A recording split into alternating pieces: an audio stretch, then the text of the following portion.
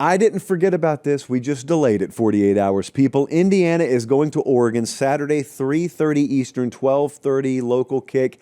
This is the CBS game of the week, which means our friends, including but not limited to Jennifer Dell, I'm just mentioning her because I know she lives in South Florida, have flown to Seattle and then LA and now Eugene in back-to-back-to-back weeks. Whew. We know what happened last year when Indiana went to Ohio State. They were built up. They got handled pretty thoroughly.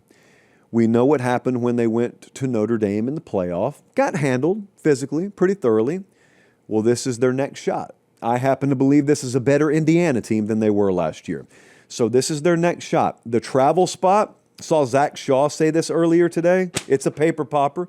Big Ten teams traveling across the Rockies, 12 and 21. This country has not come that far since the Donner Party. If you really think about it, Big Ten teams are still having trouble getting across the Rockies. So Oregon, their odds right now are pretty good to make the playoff.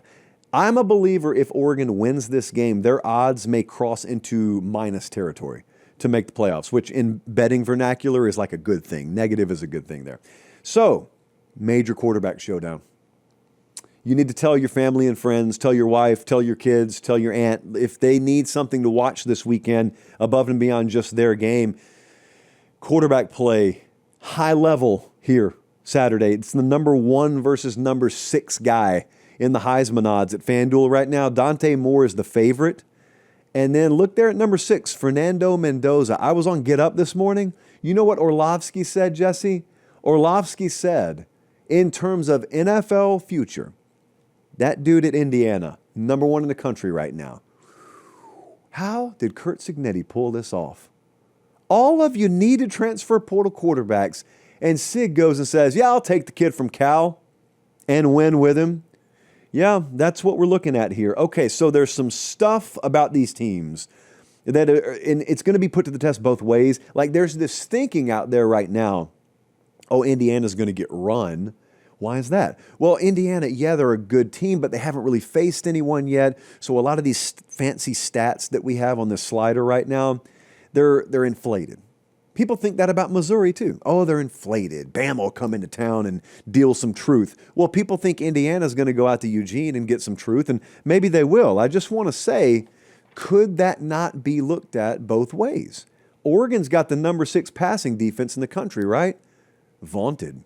Well, they haven't faced a top 80 passing game in P4. We'll get back to the video 1 second. Do me one quick favor. Look down. Make sure you're subscribed. Most of you are. If you're not, please do so. It's the way we keep the channel free, we keep the videos coming, and we get to do college football year-round as God intended. All right, as promised, back to the video.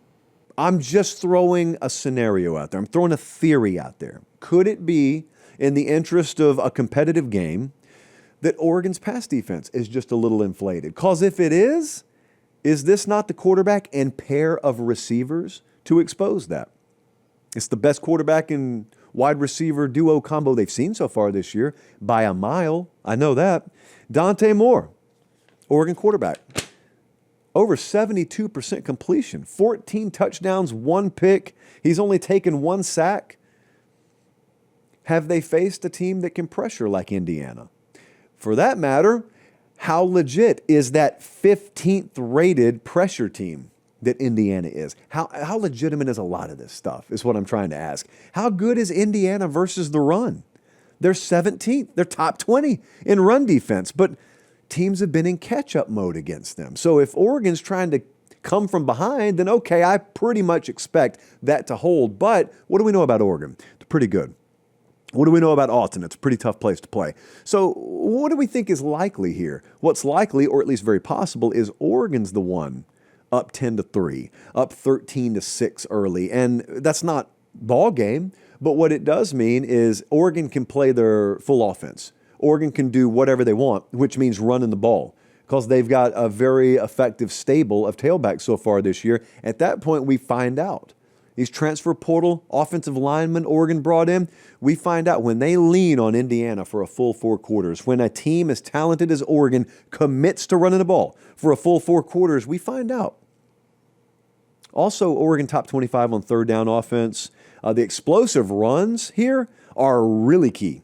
Both teams are tied at 5th in the country in explosive runs. So I do think there's one swinging gate in this game, and it's turnover. And obviously, if Oregon's plus in the turnover battle, there is a chance this is a blowout. There is a chance they pull away, they win by 3 scores or something like that. If the turnover battle goes the way of Indiana, I don't think it guarantees that on the other side, but it does make it really interesting. It puts the game in play. Now, to be clear, I don't think Indiana has to have turnovers to win. They just have to have really high-level execution.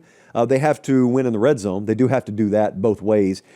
And they have to expose a couple of things from Oregon's perspective that maybe we didn't know were flaws. Let's take a look at what the model thinks. Because the FanDuel number right now is Oregon minus 7.5. I got to tell you, when this thing was 9.5 earlier this week, Indiana plus the points was the favorite play of the model. The model, there was not a game on the board it liked more than Indiana.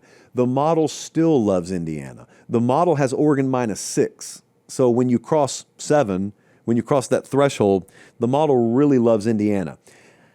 I think the model is drugs on this. I think the model has gotten just a little bit hopped up on a lot of the churching up, statistically, that Indiana does against inferior competition. I'm not falling for it. And I know I went on the locker room earlier this week and I picked Indiana plus the points. But I checked my constitutional rights right before we went on air. And one of those amendments, I can't remember which one it was, it clearly states that up until kickoff, any American citizen reserves the right to change their pick on a football game. And so here I am. You're going to argue with the Constitution? I am changing my pick. I think Oregon's going to win. I think Oregon's going to cover. It's a shame Sig sent those texts to Dan Lanning, allegedly, earlier this week. If you don't know, you need to go watch The Locker Room. It's actually on our channel. We collab with the Bussin' guys to feature it on both channels. Listen, I think Dan Lanning and company are going to take care of business here. So I changed my mind. I had a change of heart. And I am slamming the model shut on this game. Oregon's going to win. Oregon's going to cover. You can go to Academy Sports and Outdoors and get you a duck beanie right now if you want to. You can go get an Oregon t-shirt right now if you want to at select stores. But at pretty much any store, you can get camping equipment and grilling equipment and maybe a little kayak paddle over there. You know, you probably already have the kayak. You can get whatever you need. Bats, balls, goals, anything like that. But everyone knows Academy has that. I like to talk about the things you don't know Academy has. And it's a lot, a whole lot. So I encourage you, check out Academy Sports and Outdoors. They've been a partner of ours almost from day one. And if you can't get there in person, it's a shame, but that's okay. Academy.com has you covered. We appreciate them. We've had a lot of fun with them over the years. No end in sight. It's not the last day of high school or anything like that. We're not signing each other's yearbooks, but we appreciate them.